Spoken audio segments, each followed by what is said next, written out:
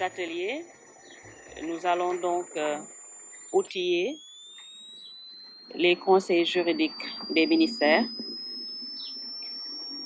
le régulateur qui est l'ARSN, toutes les structures qui sont concernées par la réglementation dans le domaine de la sûreté ou de la sécurité radiologique et nucléaire, parce que le pays va avoir prochainement une nouvelle loi nucléaire.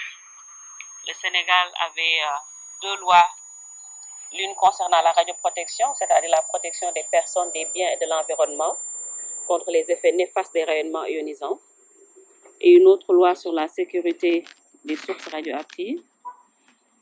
Mais nous avons jugé nécessaire de changer ces lois et d'en faire une plus exhaustive qui va tenir en compte aussi bien la sûreté, la sécurité et les garanties nucléaires.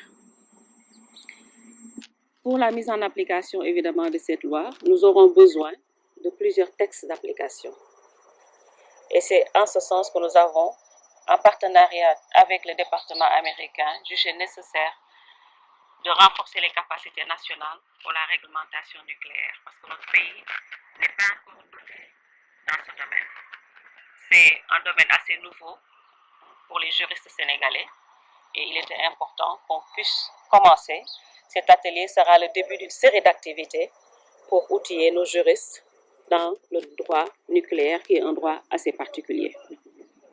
L'autre raison pour laquelle nous sommes là, c'est que notre pays est en train d'avoir une utilisation croissante de sources radioactives. On avait déjà beaucoup de sources qui étaient présentes dans le domaine de la médecine, dans le domaine de l'industrie, de la recherche.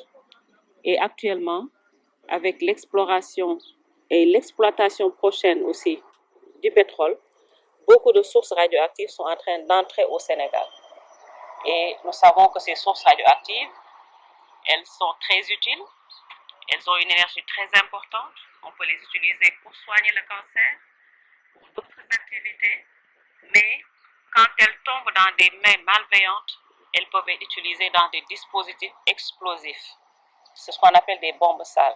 C'est pourquoi la communauté internationale met en place des instruments juridiques pour pouvoir les protéger contre ces actes malveillants.